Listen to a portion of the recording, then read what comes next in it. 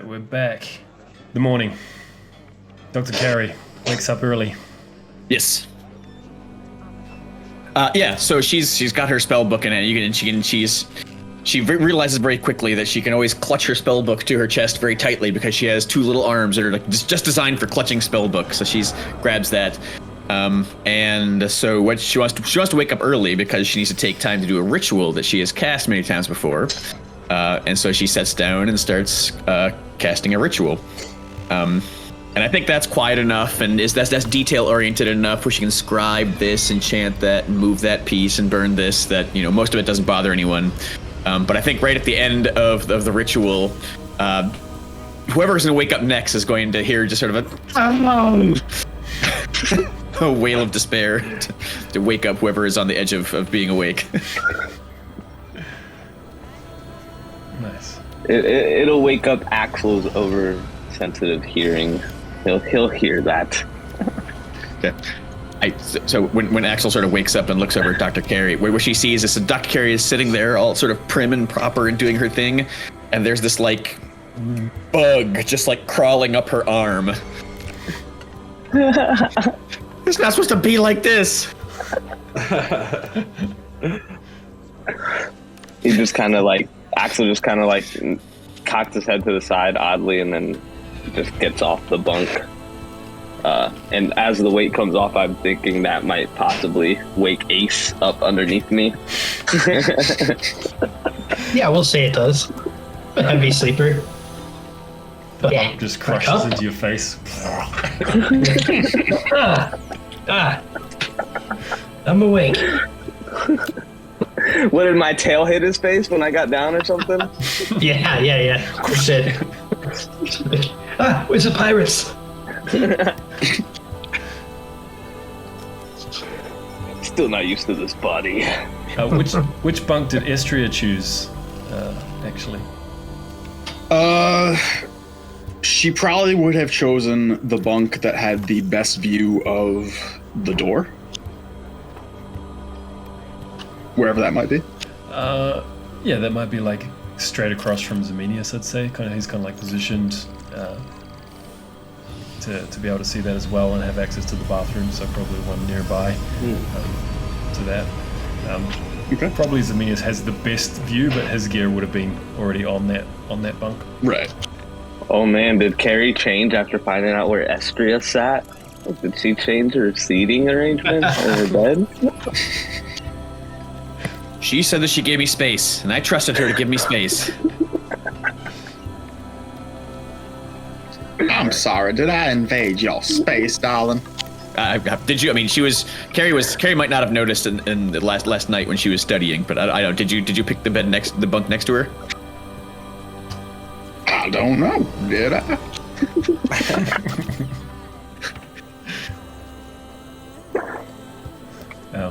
Yeah, maybe you were, and maybe there was even some cuddling during the night. Who knows? It's just a rolling I do like to spoon. So the refectory, you find it pretty quickly once you ask this bellowing gif, like which way you're meant to go towards the refectory that he's telling you to get your ass up and get to. And it's within the cadet quarters. It's a communal dining hall. You can see through the windows that there is a patio, but the patio doors are closed and there's a sign hanging on the doors to the patio, which says closed for maintenance. There's a long L-shaped table which has like a very long line of cadets lining up with their trays to get served food by another like 7-foot towering gif with a chef's hat cocked to one side, who's like spooning some sort of food into plates there. The place is absolutely packed. Like there seems to be too many people to actually fit within all of the tables. Like all of the tables are absolutely to the brim. It's a well-lit room. There's these blue glowing orbs just floating around all of the space. You can see that there's only one table where there's really any space left, where there's like one student just sitting by themselves, reading a book. Not a single person sitting at that table, but all of the other tables are packed. So, are you going for the line? Are you going for a seat at the spare table to like reserve each other a place? You want to do something else as you walk into this room? Carrie will go over to the table, and she says she likes to cut someone's jib who's reading a book in the middle of public. So she says, "Hello, I'll introduce myself more when I come back. We're new here, but pardon me, this will be disgusting." And the bug that's been crawling all over her, she puts her arm on the table, and the bug crawls down, and she says, sit. And this, like, it's like a big mantis, like this big, and this bug just sort of sits in front of one spot. That's my spot, save it. The one student who's like sitting there just like looks up with these really intense eyes and is just like looking at Carrie. Looks at you, bug. Yeah. I don't I haven't met him. So Minius comes up behind Dr. Carey with like an empty tray. He's going to go into the line. He's like, "Oh, Dr. Carey, it seems you've reproduced during the night." No, it's not mine. It's not mine. It's not related. I usually have like a cat. I don't understand what happened. It's supposed to be a cat. And look what came out. We're all adults. You don't need to explain the birds and the bees. Trust me. And then he kind of leans in and whispers a little bit. He says, "Please, doctor, if there's someone sitting alone in a crowded room, that's usually a good reason they're sitting alone. Do you insist that we sit here?" Are you asking me? Yeah. There's nowhere else to sit. Yeah. May we sit here? You can sit here. Oh, very, very good. And then you see like somebody just actively frowns a little bit. He's like, "Doctor," and then he goes into the line to get some food. He's like, "I hope you remedy the situation by the time I get back." Ace was in line already. He'll wait. Cut him. He says, "I believe our good doctor is intent on committing social suicide right now, so..." My name is McKevin. Pleased to meet you, McKevin. I think I've made my new... A name? Yes. Yes, I'm Dr. Carey. Pleased to meet you. And she'll put out one of her little hands reaches out, but then it drops a book. So then she puts out her full regular size hand. He just looks down at your hand. Looks back up at you. He sticks out his hand towards you, but not to reach out to your hand, just like sticks it out the same way you've stuck it out towards him. That's very nice. I hope my little creepy friend does not bother you. I'll be back and we'll have a nice conversation. Creepy friend. Skittles away. She skittles away and leaves her creepy friend. Creepy friend, yes, creepy friend. I'll look after your creepy friend. Good, thank you. Look over. I think they're hitting it off. Oh, they're most certainly not hitting it off. I'm scared.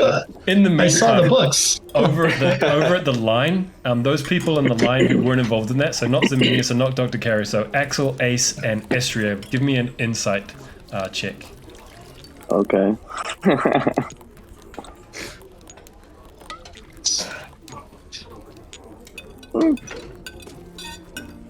15. 13. Yeah, the three of you are feeling it. Like you're getting some nasty looks. Like the three of you, like people, you can tell they're like looking at you and they're talking about you. Like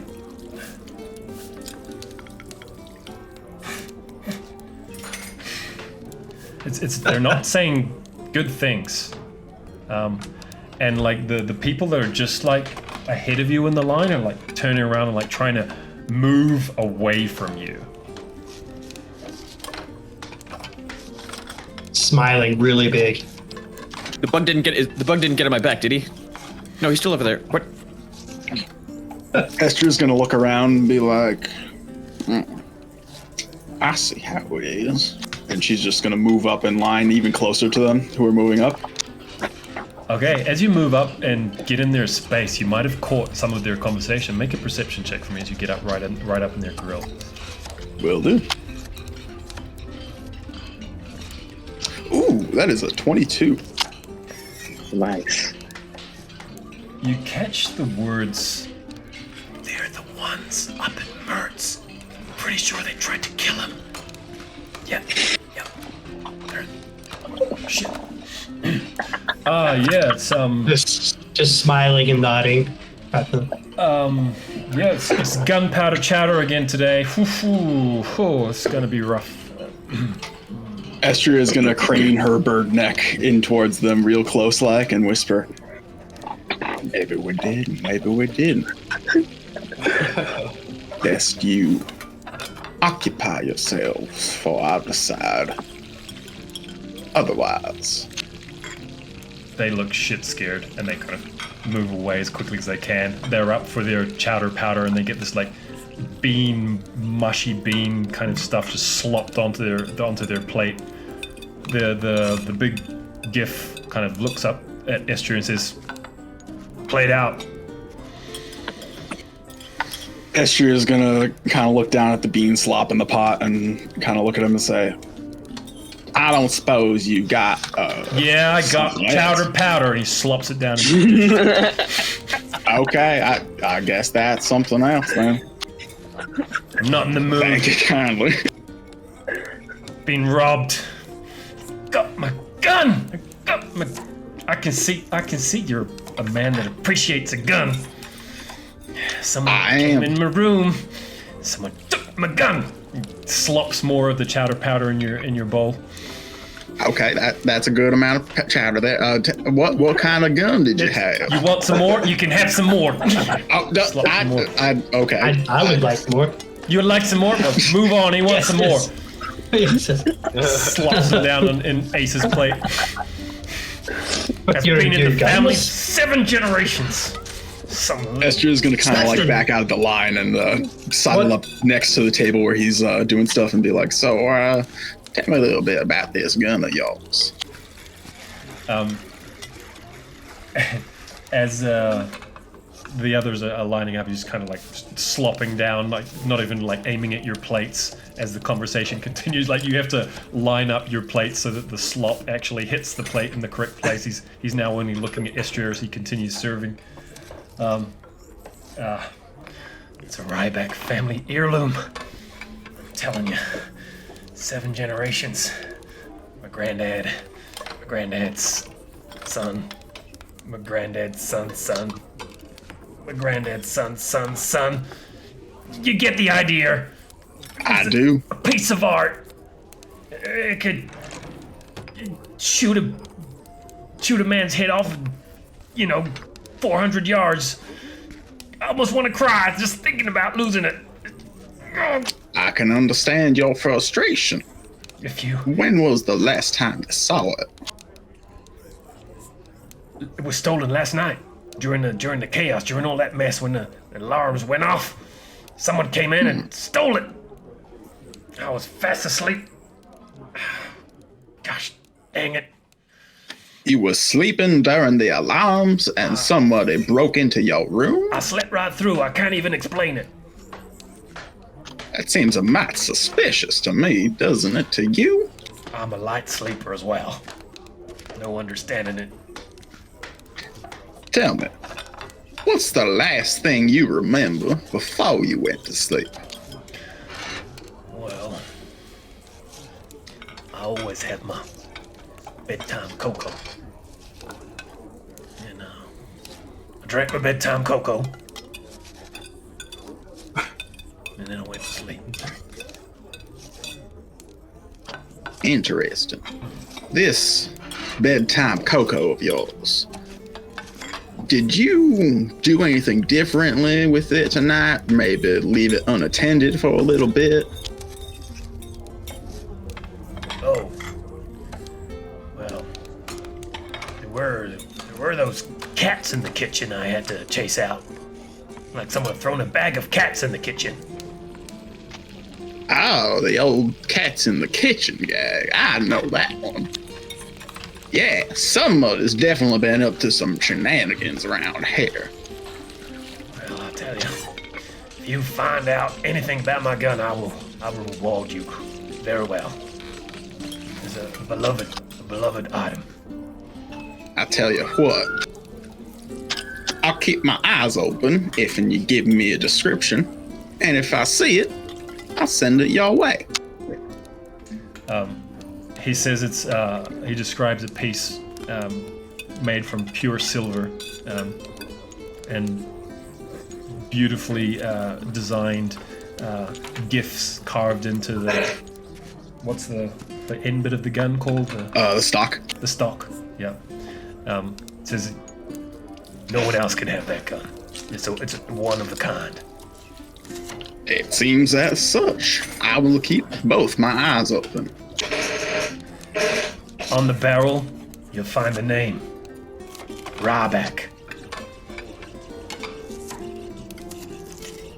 That's an identifying marker, all right. I'll keep my eyes peeled. Thank you. Thank you kindly for the slop, Chef. What? Chowder. I meant to say chowder. Excuse me. Right. Thank you kindly for the conversation. What was your name there, cadet? You can call me Astral. Well, Estria. Mighty nice, and just like slops it down the last cadet that just came in, like just gets it all over the front of their shirt, and he doesn't even notice. Thank you for the conversation. Oh, Jeez. did we just lose someone from the Discord? Okay, came back.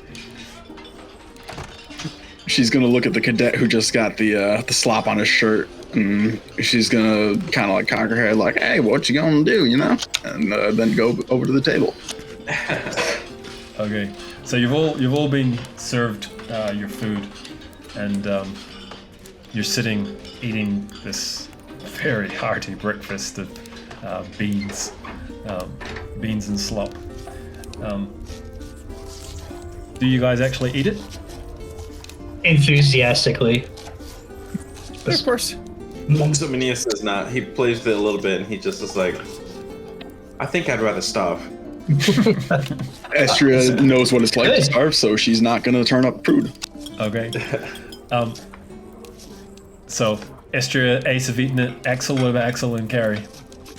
Oh yeah, Axel will eat his, and then he sees Zozo not eating his, and he'll be like, "Hey, you better eat that." So he flicks it, he slides it over to Axel and says, "Listen, go crazy. Go nuts." Yeah, I mean, it's not bad. Lunch and food's not lunch like, food. Okay. like Wendy made, but it's not bad. Dr. Okay. Carrie goes for it Dominius as well. just Did you say? Yeah. Yes. All right. Institutionally provided products is par for the course. All right. So if you didn't have inspiration or you used it, you're re-inspired from the hearty chowder. There might be some after effects later on.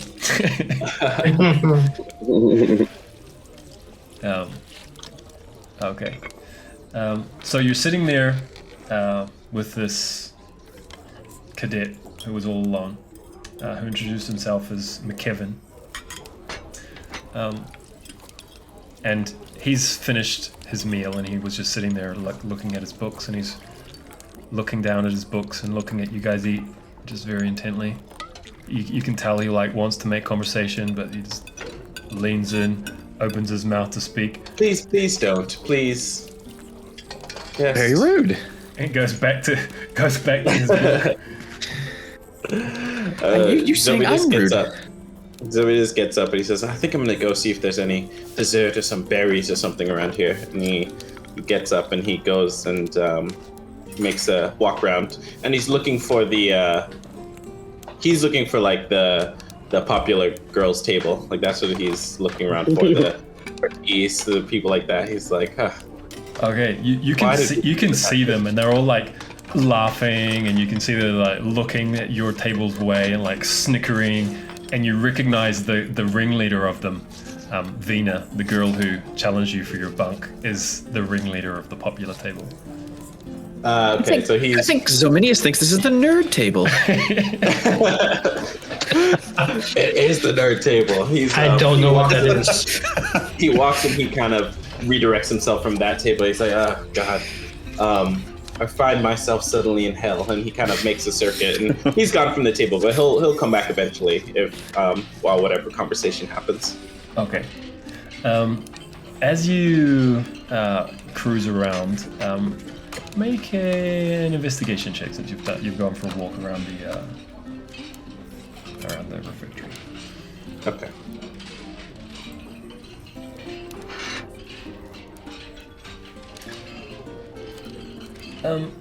There is some windows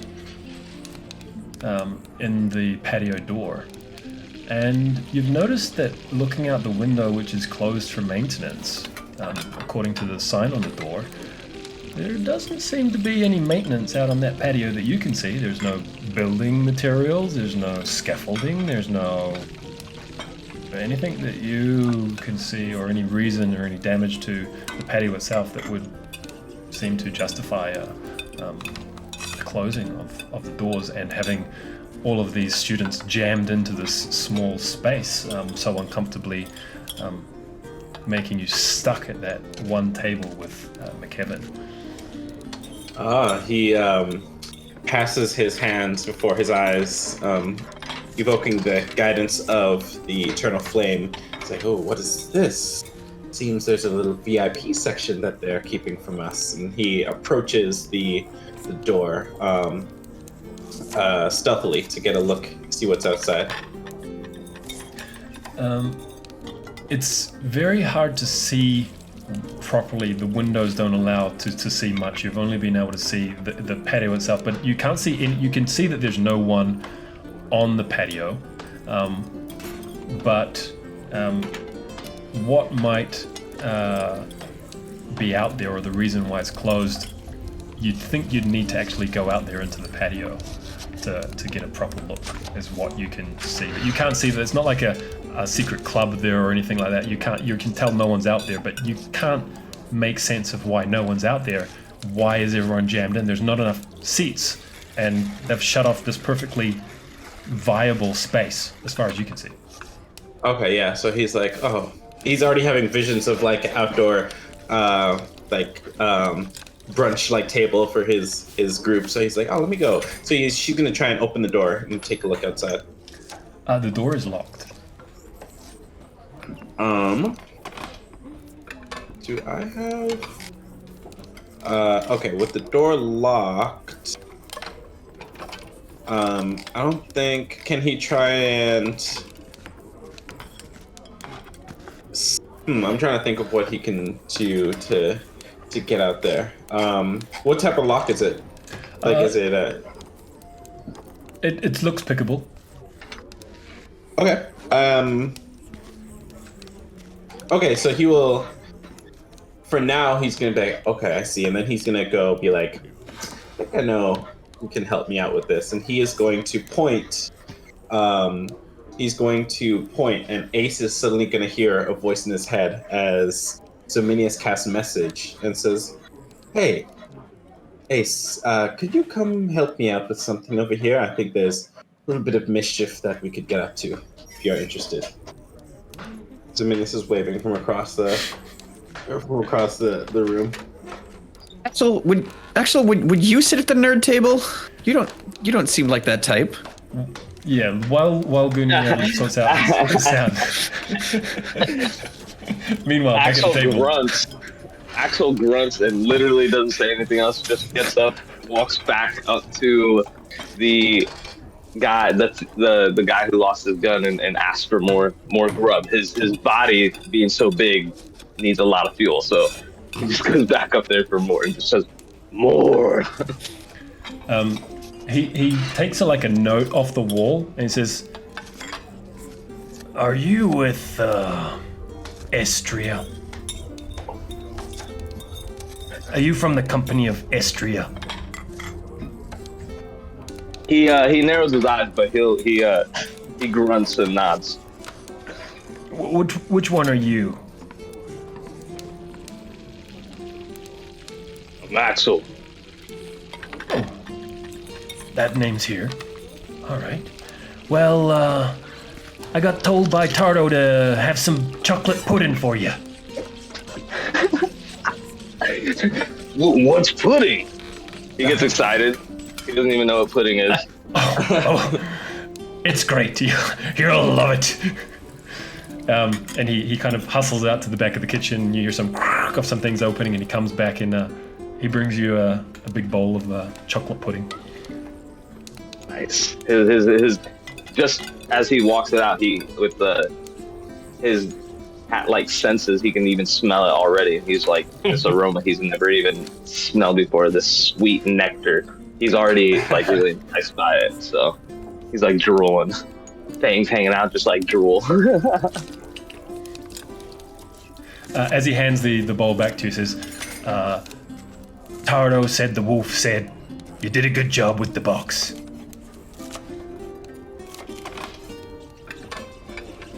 Did a good job with the box. Yeah, we did. Bosun Tardo said that. Or the wolf said that to Bosun Tardos? He said that Tardo said that the wolf said that you did a good job. Okay, with that the the box. wolf said that we did a good. Okay, got it.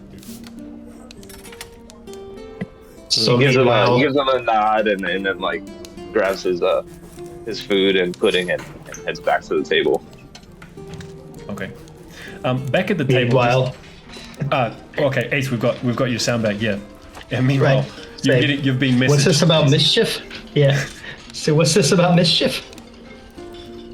Come over here and you'll find out. I obviously do. Wait, why are you leaving? Why is everybody leaving this table? Oh no! There's pudding. McKevin's like, they all leave. It's very rude all around. I'll be It's a back. I'll be scholarship back. stigma. I'll be back. I don't Anti-intellectualism to its core. Understand either.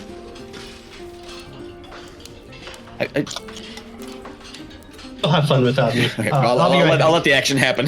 you guys do your thing. Okay, we'll come back to the table. There's things happening at the table as well. We'll have a quick moment with Ace and Zeminus, then we're going to come back to now only Dr. Carey and Estria at the table as Axel's headed over to get pudding. All right. Yeah, so Zerminius, once Ace gets there, he says, I think this is a lovely area. Look at that light. The space. I think this would be a great place for us to set up shop for our table. You know, a fresh table where we can set the vibe and we have our own reputation instead of whatever that little freak has going on over there. And he casts. He is going to say the one problem is it appears that this door is locked, and even though I have many skills, lock picking is not one of them. You can Lock. open it up. I think I and can- he I think I can do something about that. Then I'll will take out. his fingers in front of you and cast. You feel like a warmth kind of go through you a little bit. That breakfast was filling. So I pull out my thieves' tools, It's gonna work. just kind of unroll, pick out different picks and files and things. Did I get to work on that lock? Let's see here. Be Oh my slide god. I mean, I don't know. Just stares at the lock and it breaks. Oh, yeah, I've seen this kind before. It's your standard. It doesn't seem a sophisticated lock, actually. It doesn't seem to be designed really to protect the patio of basically a cafeteria. And you get the job done. And incredibly, thanks to the overwhelming number of people jammed in this place, no one notices that you just rolled out your thieves' tools and selected like your lock picks, and in broad daylight just unlock this door. I tuck him back in. Yeah, and just push on it. Oh, it just came open. Imagine that. Brilliant. You have access to the patio. There are tables out there. Oh, there are. Okay. Yeah, so Minius, he slides out and he goes and he picks the choicest looking table, just off center. You know, he's like, center, that's trying too hard. It needs to be slightly off center. This main zone, look at the light here. Okay, and he chooses his special table and he sits down with his tray. What you can see from this patio, this is the first time that you've really been like completely exposed to the outside of this tower.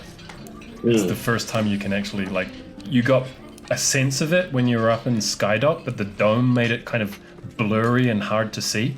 You just had the sensation of like this impossible movement. Now there's no movement whatsoever. The Spelljammer has stopped. It is at rest. And you can see the city that is built on the back of this ship. It is quite spectacular. And there are many tall spires, fabulous buildings. It rivals anything you might have seen from your homelands. Like imagine the best architects from the finest parts of your city. You're seeing buildings that rival those beautiful pieces of architecture. And magnificent. There's beyond that this impossibly tall spire that just stretches up until you can't look any further, and it's still going. That just disappears up and up and up. There is no end to it. There is no point. It just goes out of view. It goes so far. And all surrounding, there's just like this impossible sky of nebulous stars, and the sensation that of just creation laid out in its full glory everywhere you look above you. By the flame, Ace, why would they try to hide such a magnificent view from us? One thing that catches your eye, trying to keep it for themselves, is at the bottom of the spire, half hidden by the tallest buildings of the Spelljammer city.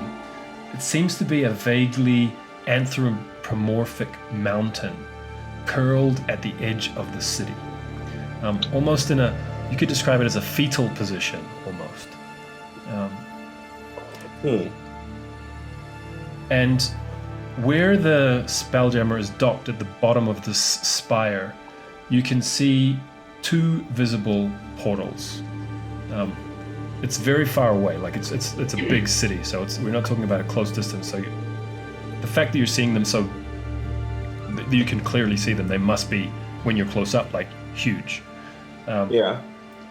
One of these portals is a dark, broiling mist of shadow, and the other is a rectangular shape full of radiant light that seems to be opening and closing periodically. And every time it opens, you hear this distant tinkle of like elevator music. And that's what you can see from the patio. Ace, make a straight intelligence check. Okay. Let's see here. That's not going to be very good. 13. That dark broiling mist is somewhat familiar. It's kind of the same dark hazy mist you saw when the Feywild was torn from its place, and it opened up this rainbow bridge into this darkness that was full of the same broiling, misty darkness. It just reminds me of that for some reason. Yeah. I think I've seen something like this before, so when my world broke. It was this mist and colors, and it felt it calling to me. I can see why they'd want to keep it for themselves. So this, you've seen the dark shadowy one before? There was a darkness, and there was also just a multitude of colors spread out before everything. Do you have any idea what it was? I have no idea, but it spoke to me. Spoke to you as though it was calling you, tempting you? Like, yes, like a pull, like I wanted to see it again, closer. Huh. See where it went. I feel like it leads somewhere. Well, certainly, it looks like.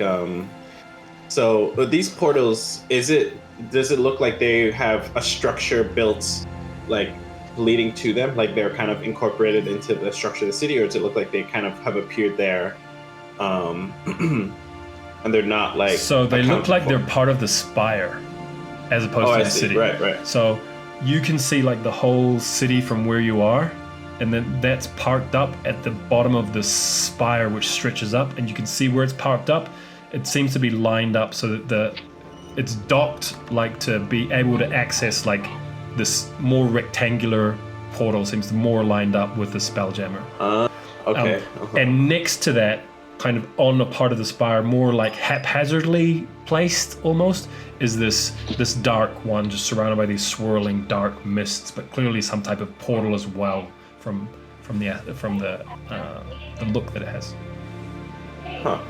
We'll have to find some way to get some more information about these portals. I mean, I wonder, do you think that this is the whole reason that they've locked up the patio, so that our view of these things are limited?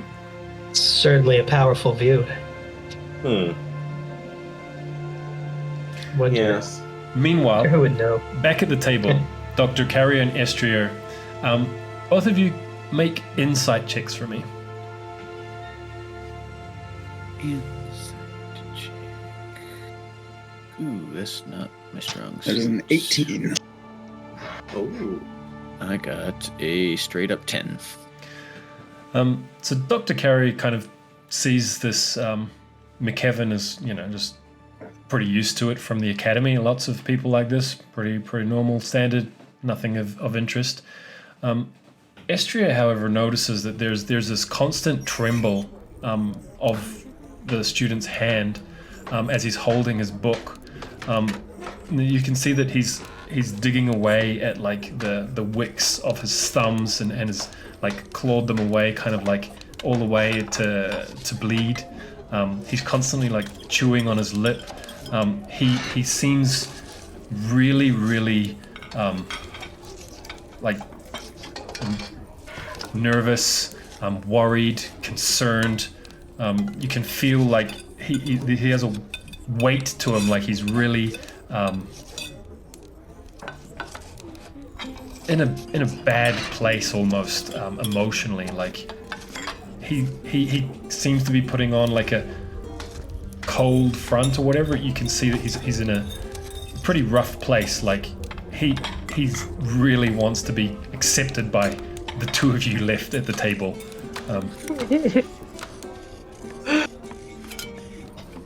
Seeing that, Esther is going to kind of look up at him and say, "What you reading there, partner?" Studying for the we have the flight today, and the first simulation. I'm the Spelljammer. I'm just really worried. I'm on just that girl over there. Her name's Vina. She really doesn't like me, and I'm her navigator. And she hates me, and I'm just really worried I'm gonna do a bad job, and so I'm trying to, just get all things clear. I took all the notes I've taken yesterday, and I don't know if I can do it. I just don't know if I can do it. And she's gonna make my life hell. I know it. I know people like her. And the floor, I'm really worried about it. Esther's gonna kind of look at him having his little breakdown right here, and she's gonna be like, "Well, tell you what, partner. There's a few things you can do here. You can keep on like you're doing, worrying, concern yourself. Yeah, that's a good thing, because that's gonna be your downfall. Now, another thing you could do, just accept it. You know what? Hey, not everybody's gonna like you, and that's fine. You just gotta keep being you, partner. And eventually, there's gonna be people who accept that. Now, as for the test, just gotta go with it. I mean, there's only so much studying a single person can do. Sometimes you just gotta fly by the seat of your pants and see how it goes. All right, go ahead and make a charisma persuasion check. All right, And 13 is the magic number. here we go. That is a 6. You can just the speech earned advantage. You don't need to spend your inspiration. You have advantage. You did a great job with sharing it Okay, up there. I So I did. think that was an advantage roll. That's a 13. He just like need to accept who I am. That's all there is to it. Once you know you, then you can let other people know you too. I want to do that. Just be yourself, bro. I'm going to do that now. Thank you. You got this. What's your name? You can call me Astral. I'm McKevin. I'm glad we had that little chat, McKevin. Me too. And he closes his book and puts it away. I'm gonna go and ask for some pudding. And he stands up and walks over. All right. Anything else you guys want to do at breakfast? No, Zominius enjoys his starlit breakfast outside. Nebulous patio. Yeah.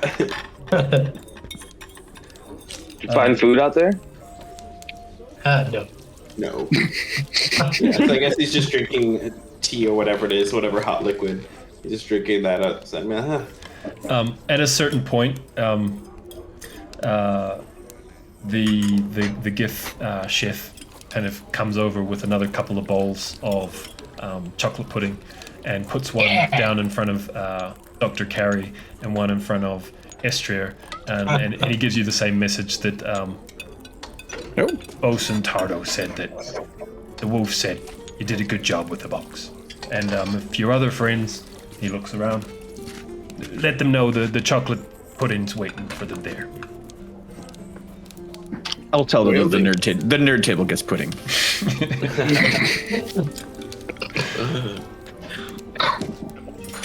All right, so the flow of students quickly ends as breakfast comes to a close and people head off to their classes, and you see that Wiener and the cool group kind of walk past your table, look at you, kind of like down their noses at you, and they say, "See you at the simulation." We're gonna kick your ass. And they walk out of the refectory. You get the idea that basically it's time to head to the simulation chambers again, or whatever task is going to be set before you. What does that mean? What does she mean by that? What does it mean kick her out? Wait, this is we're not just trade. What? Still with you, McKevin answers. He's like, "Oh, the flight simulation. It's what's it called? A competition. Yeah. And our crew is flying against your crew. Bye." And he leaves. That doesn't sound very fair, now does it? Zominius pops up and he says, "Hey, nerds, it seems like it's our time to exit the cafeteria. You finish your breakfast?" I have finished my pudding, yes. Was good pudding too. Well, did you hear what he said? It sounds like we have to do some sort of dogfight against the other crew. We may need to have the hard discussion of whether nerds or chads get to do the navigation. Oh. You're not a nerd, Dr. Carey. I was just pulling your mandible, as it were. But whichever you want, you can switch off, or you can take it if you're that's true. confident. It's up to you. I'm ready to ride that devilish dog whenever. So it's up to you, my friend. It's okay. Well, okay. Let's see what the assignment is, and then we can. I mean, I'm willing to try, but I have I gotten to the head of McKevin? Ooh, maybe Estria. Did you feel like you're in McKevin's head? Do you think you know how we can take him down? Well, that kid just needs some confidence. Well, no. He needs confidence before, and he needs confidence after, but not during. Because we need to win. Well, I mean, he's just growing his confidence now. Ain't no reason to be scared just yet. So we need to obliterate him while maintaining his confidence. Okay. Now, this I like to hear, Dr. Carey. Now I think we're on the same wavelength. They're gonna try too hard, so we have this. Don't worry about it.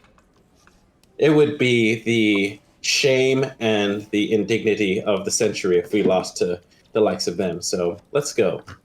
I agree. All right. So shame Vina, boost McKevin's confidence. All right. We can do this. We can do this in the context of a dogfight that we have no chance to win because we have zero training at all. All right. We can do this. We can do this. We'll win. Okay, so you arrive at the simulations deck. Basically, the other teams arrive, and you see Vina and her flunkies. McKevin there now looking at you guys like. I wave at him. She's gonna do that little 2-finger salute thing. Oh, he sees you do it. He immediately goes. Stop that! Put your hands down. The other people with him are the plasmoid that you've seen in different places is also on Vina's crew, and the little halfling. You can see that the plasmoid and the little halfling, they're like holding hands, or the little halfling's like hands kind of just in the goop of the plasmoid's hand. And Sereth is there, Bosun Tardo's there, and they're waiting for you.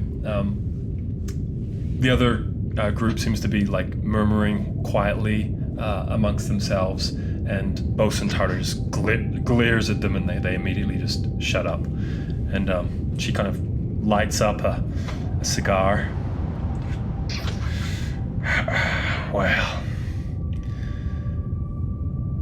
time for your first flight.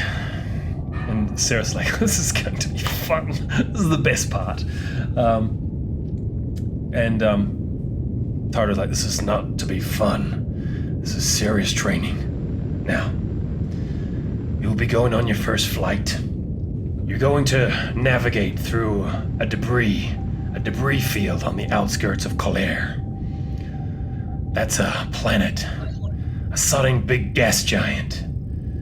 There, on the other side of the debris field, you'll salvage the captain's logbook from a wreckage of an abandoned ship. And you'll return to the starting point with your own ship intact.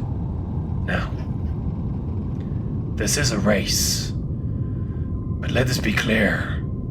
It's not a race against each other.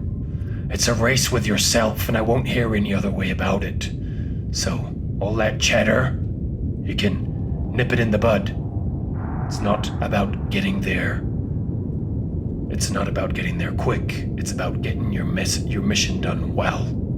Is that clear, cadets? Do it faster. Yes, sir. Don't worry, we'll win. We'll do it faster. You hear Vina just kind of like snort and just go, whatever. This is totally. Vina, how did you sleep last night in that? Actually, having the best bed was the greatest. So yeah, it's like the best mattress. No, you had the best. Yeah, I totally did. Okay, if you say so. Yeah, I do. Yeah. Okay. So I mean, it's just yawns and stretches. Sarah says, right, well, the first thing that you need to do is decide who's who, right? There are many roles on the ship, but this is a simplified mission as you learn your way around. So we're keeping things at 3 roles. Someone's going to take the captain role. someone's going to take the navigator role, and the rest of you will be the crew. But keep in mind, every part of the team is essential. So, I'm going to give you just a few minutes to decide amongst yourself. And Vena's like, I'm obviously the captain, and Four Eyes here is the navigator. The rest of the crew, we're already decided. Can we get started? So it's like, no, we need to have a few minutes for the other team to talk amongst themselves then and decide, because maybe they don't just want someone bossing them around. Okay, Vena? Great. Now, Right, Vena. you can go to your chamber, and I'll come and brief you from there. Your company, Ace, Axel, Zemenius, Carrie, and Estria, you will be in this simulation chamber to the right. But just decide amongst yourselves what roles you'll be taking on this first brief mission. Doctor. Axel will say, "Y'all seem pretty smart. Just leave the fighting to me." I'm not sure if there is going to be fighting, but it is a good idea for us to leave it to you, Axel. I agree. And then Zomanius is going to look at the doctor and say, "Doctor, I believe in you. You can take the navigator's chair. I'll support you from behind." Okay, thank you. And if something goes wrong, we can work as a team. We can swap.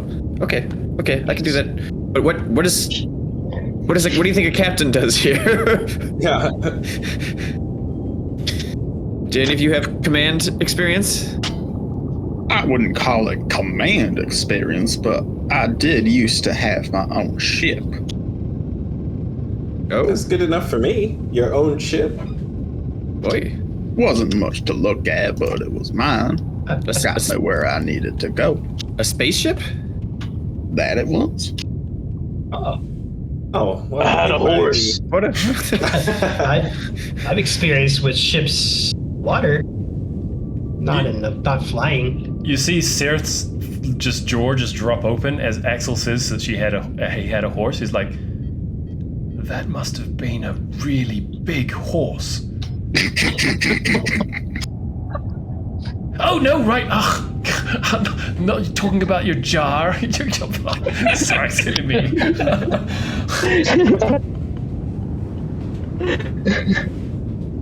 So it sounds like we've got Dr. Carey as navigator, Estria. and Estria as Captain captain. Estria. Ace, do you want to support Estria, Yes. Captain Estria? Yeah. What's is Bosa? No, what would be under that?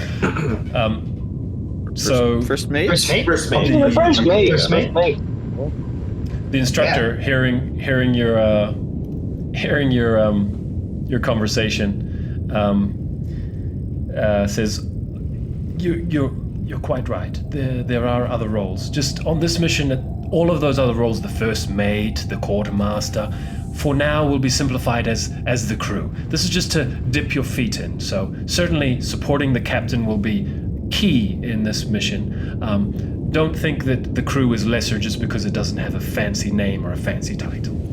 Okay, well, we didn't think the crew was lesser. You're kind of introducing that idea now. I mean, yes, yeah. Now I'm feeling a little bit inferior, but That's right. We need As well. we need an esprit de corps. That's we're right. all very equal and felt very We're all good gonna about have ourselves. we're all gonna have really nice I hats. apologize for guys are introducing that fine. idea. Look, the crew get these gorgeous gold and silver. What do they call those things you put over yourself like Sash. sashes? With Sash. yes, with a purple and black tassel. They're fabulous. Ah, okay. Now this is a bit chic. Okay, now I'm feeling a bit better. But My design. of course, Axel's eye. like, Have an eye for it. like, what the hell is he supposed to do with this thing? So he just like tucks it into his belt. Yeah. I think you put it on your head. Sarah says like, just keep it Tighten near them so up. that the illusions will respond to your role correctly. all right. Well, I'm going to. So the I'm gonna navigator is Dr. support the Carey. navigator. Sarah? Yes, that's correct. Yes. He gives you a dark purple sash with a silver tassel. And to Estria, he hands a black sash with a gold tassel. All right. Meekin pops his head in to your guys' simulation chamber and just says, "Good luck, guys. I really hope it goes well." And then just kind of like disappears. Good luck, God. Kevin. Now I feel like I need to burn some sage or something. You're a very judgy person, you know, right? No. You can hear from the other chamber like Wiener shouting out, "This is totally a race! Sons of bitches!" Oh, I know. We're gonna win. Yeah, we can judge her though. That's fine. Oh yes. Okay. Okay. Are we in our stations? Yeah, so as you enter the chamber, you can see Sereth starts like doing this really amazing magic, and you can feel like the illusions kind of ripple into you, and the place becomes a hammerhead ship that you're on board. The last instructions is this will begin as soon as your navigator sits in the helm.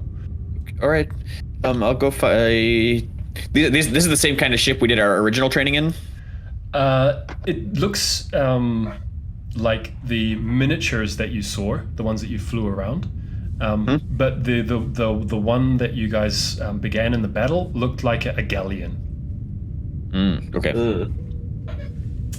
First task is finding this chair. Then, how hard can it be to find?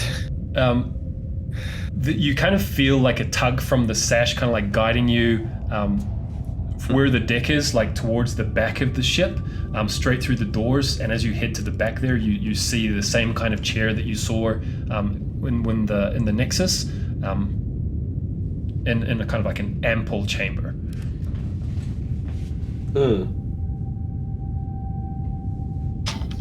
Estria, as she gets on the ship, she's gonna put her hand on the hull and just be like, "All right, old girl, let's see what you got." The last things you see is that artifact in one of the corners, kind of like bleeping away with all these lights and noises, and then it kind of like fades from view, and your minds begin to completely believe the reality of this illusion. You do hear Sereth's voice say, "Good luck, cadets, and don't be afraid. Though these illusions are realistic, thanks to my incredible arcane prowess, they are just that. Illusions." You heard him. It doesn't matter. Go all out. So you are now on the deck of We can't break it. gigantic hammerhead ship, situated at the sky dock atop a Spelljammer Academy, with these scudding clouds kind of floating around you. And Dr. Carey, you kind of have the knowledge of having that name that was given to you by Bosun Tardo. Collier, you know all you need to do is want to go in that direction, and you're going to be going in the correct direction. Okay. Dr. Carey really wants to do the Spelljammer equivalent of revving the engine and popping the clutch. Nice. I don't know what that means, but it sounds awesome. So Minissa's gonna follow Dr. Carey, to wherever she's heading. Okay. So the first task that you have is taking off smoothly and swiftly, clearing the academy and getting into the Astral Sea as quickly as possible to then speed it at mind blistering speeds, the speed of thought basically you travel at. The Spelljammer is going to have to make an ability check. The navigator is going to have to make an ability check, and 14 is the magic number to get a smooth takeoff here. But the crew can make the job easier for that takeoff by manning the jamming stations that the Vip and Kip told you guys about, and kind of making the sails and the rigging move with Dr. Carey's wishes. So Yes.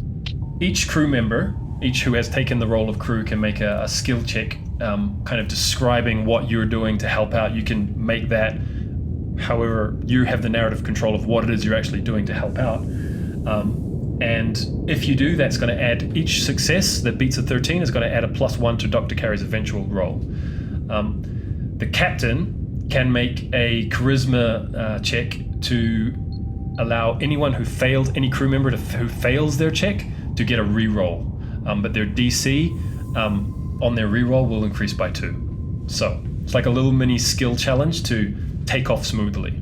So each of the crew members just tell me how you kind of throw yourself into getting this ship moving.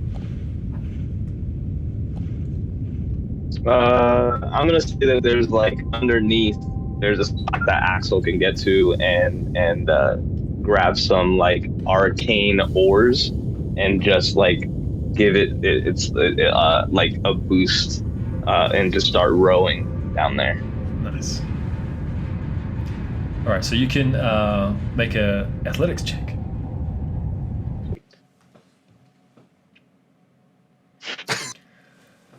I'll go ahead and use my inspiration. All right. Nice.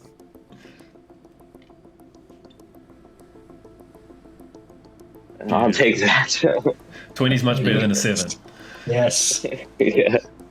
Okay. Better than Describe to us how one. that almost went wrong, and then how it went right. So if these were any other type of ores, if these weren't magical arcane ores, just the very first pressure of him just like trying to take off with the ores almost snapped them in half. But because they're so magical, they somehow the tensile strength stayed and didn't snap and just bowed a little bit. Nice. Beautiful. All right, so Ace and Zemenius. That's 1 + 1 for Dr. Carey's roll. All right. Nice. So first of all, Zemenius is going to, as he sees Dr. Carey get settled into her throne, he's going to say, "Now, Doctor, just stay calm and focus. You've got this. You're the best pilot out here. I can tell. I have a feeling for these things." And he's going to give her a bardic inspiration. Nice. And then he's going to... I think that they're on this particular ship. He, if Axel is like rowing to kind of start this ore engine, there's also like a heated heart happening somewhere on the ship, like a almost like a steam, like a coal engine, like a train or something like that needs to maybe magically get started. Sure. It's probably near the helm as well, like right where you are, I'd say. Right. Like it's near the helm, and it looks like maybe where somehow the energy, the sort of arcane energy gets concentrated and turns into flame and then goes back into the ship. And Zemenius is just gonna hold out his hands, and he's going to essentially he's gonna cast control flames and just try and like superheat these fires and just kind of get them, superheat them and then cool them down and just try and modulate them so that they're ready to jump with Dr. Carey's go. Nice. Is Control Flames a cantrip? It is a cantrip. Okay, nice. It's going to give you advantage on Arcana check. Okay.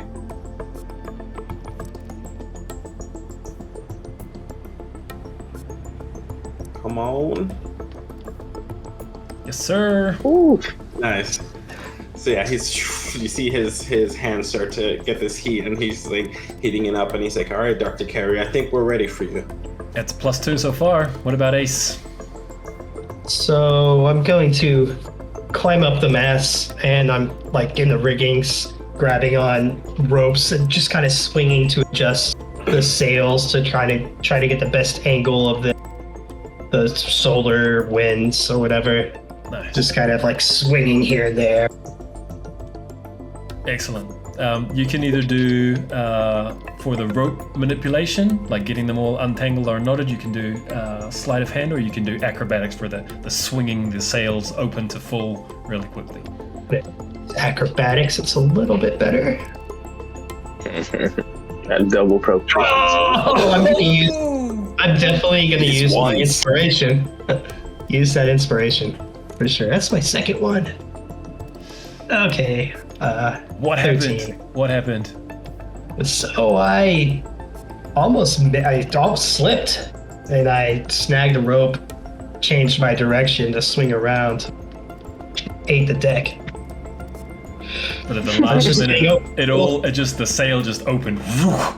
Just a little overconfident, not quite used in this new body. All right. So, as no one has failed their check, the captain can reserve their ability to now, because no one failed. The captain can re-roll Dr. Carey's check on this as a potential. If Dr. Carey fails, you can help Dr. Carey get a re-roll.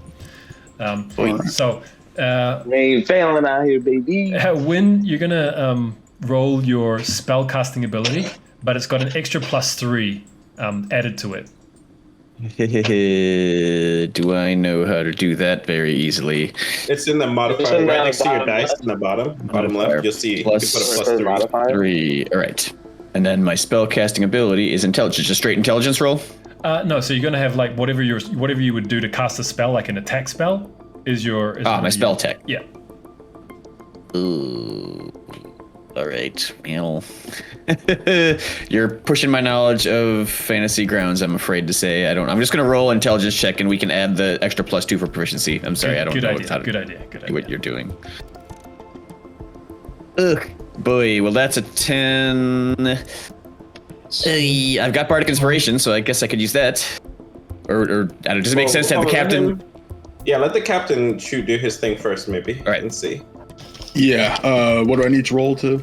So you're gonna have to make some type of inspiring speech for Dr. Carey, and roll a charisma-based check. Any type of charisma-based check. If you're intimidating, if you're like, yeah, you get your shit together, then it's intimidation. If it's like, you can do this, like Ximenius was doing, then it's persuasion. You could trick him by saying something you don't really believe with deception. You could perform for him if you wanted to G him up. It's a charisma-based check. Okay, my charisma's not great, so I'm just gonna go with like a speech, and we'll see what you think that would be for a stat. Okay. Because it's all pretty much the same. All right, Estra's gonna just kind of like standing in front of the helm, but not like looking at Dr. Carey. She's gonna like look onto the side so that like one of her eyes is looking at her and saying, "All right, Doctor, you know what you gotta do. You know how to do it. We gonna get through this together. We just gotta stick to what we know, stick to the plan, come out of this safe and sound." All right, that sounds like persuasion. Yeah, I had a feeling.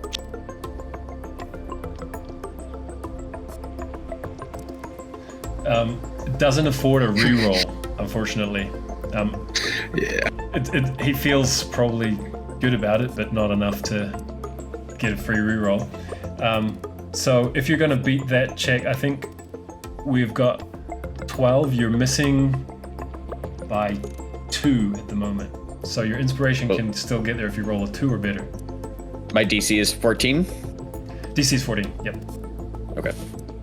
But I can still tack on the inspiration right now. Yes. So you've rolled a 12 so far, right? As far as I can work out. Yes. Yep. Yes, that's right. Your inspiration die is a D6 right now. Yeah. Let's see what it does. I'm spending it. Yes. Hey, Yeah. 5s. That's a 17 total. All right. The towers disappear, like, very quickly from behind your ship, from beneath your ship. And as you pass into the spectacular void of the wild space, it's just this incredible sensation of limitless possibilities now within your grasp. You can see the beauty of all of the places you could go with this type of vehicle and this incredible place, you can instantly feel like, ooh, this is gonna be cool. It's gonna be fun. We're doing something pretty cool here. There you go, Doctor. There you go. And it's gonna give him another bardic inspiration, just like that. Keep it nice and steady. From the corner of your guys' eyes that's out on deck, and Dr. Carey, as you kind of are able to perceive from any part of the ship, you are aware of, like, at the same time, like, another ship, another Hammerhead ship is like keeping pace with you, has taken off at the same speed. So your next task is to plot a course. This will be the last thing that you guys do this session. So you're trying to make the shortest route from here to the area where you need to go, which is this gas giant. That is going to involve, depending on your role, the captain can make either a survival check to help plot the course or a persuasion check. Any crew can again be helping out with athletic-y type things or acrobatic-y, sleight of handy type things in the jamming stations, or if you want to be charging up again with the speedy heart that you created, Viz, then that's fine. Yeah. We could do that with Arcana instead. The Spelljammer will be using investigation, history, or survival to follow the shortest course possible. Any individual failures will have a consequence for you individually, but it's a group check. So long as the group check is successful, then the navigation is successful. And as a group, you need to get 3 successes. Your target number is 13. So you can decide what you're doing on the ship and describe that and how it happens according to your role and according to your own imagination. The captain is in a special position of if the group finds himself in danger, they have something called the captain's save. And you can use a relevant skill check that makes sense with a DC 14 to move into position of one of your crew and move into the position of danger instead of them. That will put the danger at a more advantageous position to avoid it. That's so you know that is a possibility that you're going to have moving forward. Okay? All right. Who would like to go first? Axel will go first. So I'm gonna see if we can do like a con save for him maybe, and he's gonna stay down there the whole time, knowing that this is he's competitive. He heard her yelling. He wants to win this race, so he's down there oaring the entire time. And because he's at that jamming station, I'm assuming he can like see signals from either the captain or the Spelljammer on directions, so like he can help with the oar, like turning around and help guiding, using the oars at the same time, not just for speed but for cutting corners real quick around like asteroids or rocks or whatever we're flying around. Absolutely. So you're just like using your fortitude, just using all my stamina to keep it going. Yeah, sure. Make a con save instead. That's absolutely fine.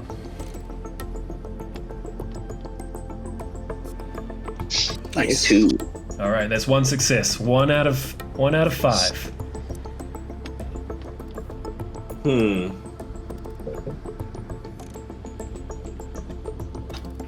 mean, I already know that Estra's going to use survival for the charting the course thing. So I will roll. I can do this all day. He's just rolling. I'm going to use my inspiration for that one.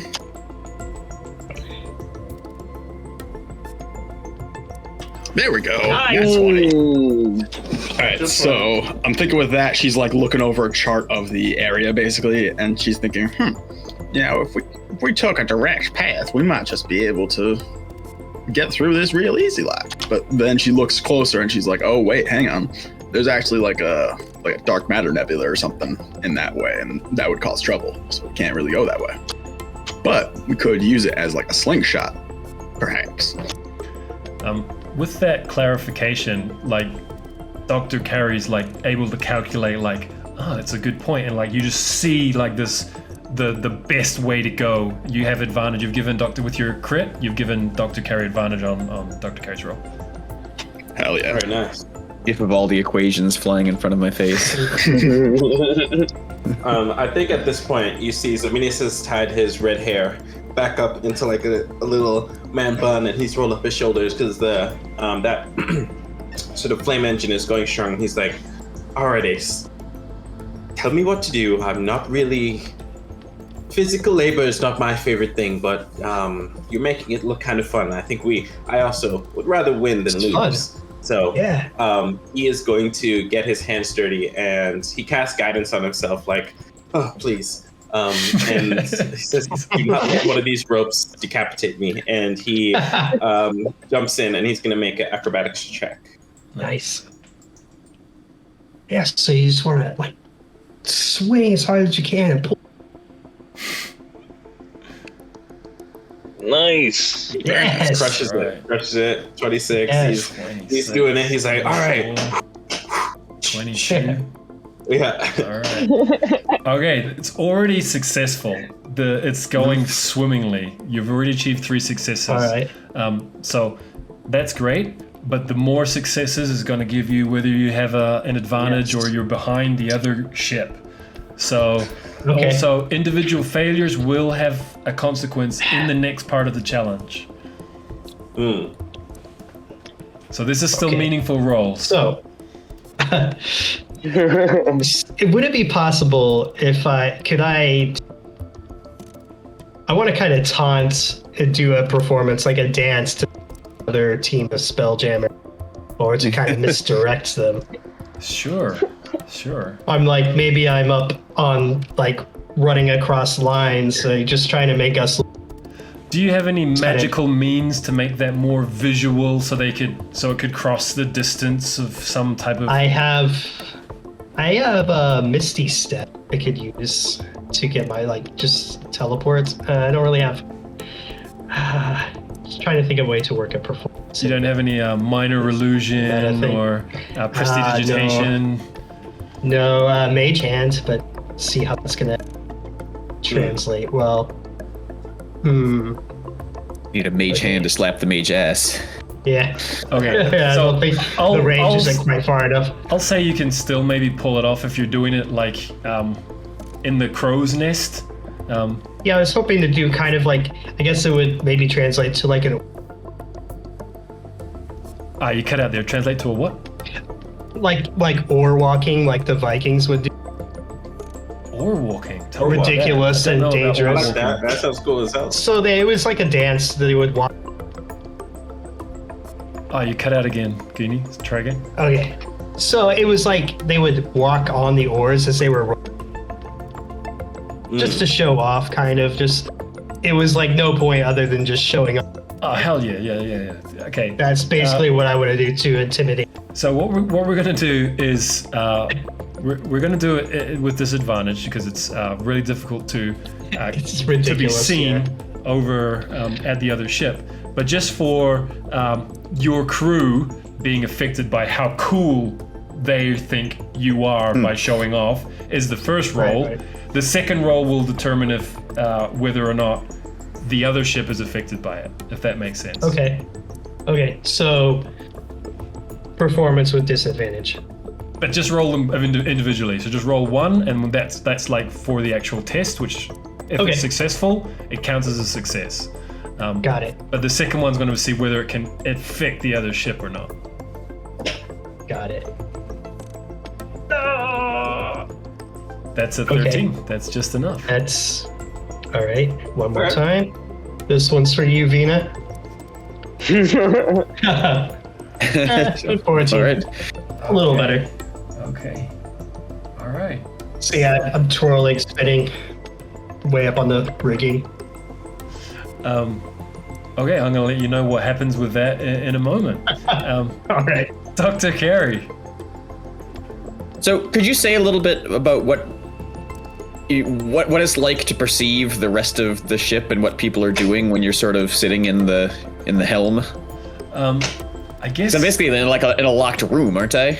You're in a locked room, but you're able to perceive any single part of the ship. If you want to look at what's on deck, you can see everything that's happening on deck. If you want to then change that and go like to a certain room of the Spelljammer, you can put your perception to wherever you want to be.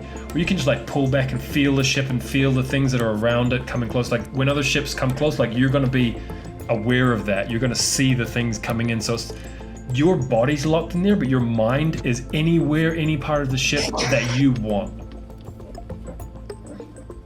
Okay, great. I just wanted, great. So I guess I perceived Captain Estria was doing her sort of calculations and catapulting us around. So I guess I will I'll be I'm hovering sort of behind her shoulder, watching the celestial maps and sort of double checking her calculations. So I'm gonna roll the investigation to try to do my skill check, but that's me making sure. Oh, did you actually do the cross roll? Okay. And so I'm going to roll investigation with advantage. Yes. I think that. Oh boy, 13. That's the magic number. We needed. That's the magic number. That is 5 out of 5. Wow. So, as your ship is taking these perfect lines with just this beast down below, just pulling on these oars to like make these ridiculous like drags, like what do they call it? Tokyo drift. It's drifting. While you've got these, Zemenius is just like, oh, this is so much fun after getting the quick lesson from Goonies, pulling on the sails this way and pulling on the sails that way and wee outside the ship. While Ace is just like trotting on the oars as they pull, like, yay, motherfuckers! And you can see this other ship is also like cutting these perfect lines as well, but there's a certain moment where it's like this jolt, like it's noticed something and it's just like stumbled, and you get it, the first advantage on them as you seem to have like tripped them up by this ridiculous display of bravery walking the oars. So you're a boat length ahead of them, so to speak, if this was a race. Nice. And it is. Yeah. The speed of the Spelljammer is incredibly fast when you're in open wild space. But what happens with the Spelljammer is that anything that comes near it slows down to more manageable speeds, to normal boat speeds, so that you just don't smash into things and just destroy the ship. So you guys have been moving, just the stars just look like lines. It's like that hyperspace from Star Wars the whole time kind of thing. And the ship slows because you've come into a hazard. And it looks like an electrical storm on the horizon, just these rippling lightning bolts ahead of you, just this massive area. There's basically, you're in it. You've gone this shorter course and it's taking you straight into this unforeseeable lightning storm, and you see why this couldn't be predicted as your Spelljammer nears, because these giant eels floating through wild space are just letting out these electrical charges from one to another, creating this electrical field. You're going to have to fly through these giant eels and try and not get hit by these zaps of lightning that are jumping out from these eels. And thankfully none of you failed, so none of you are in a really terrible position on board to be zapped by those lightning bolts. But that's where we'll leave things for this evening. So thank you once again for your wonderful imaginative contributions. Nice. And we'll see you again in 2 weeks. Great. Yes. 2 weeks, right? 2 weeks. Thank you. It was great. Great y'all. fun. Yeah, amazing.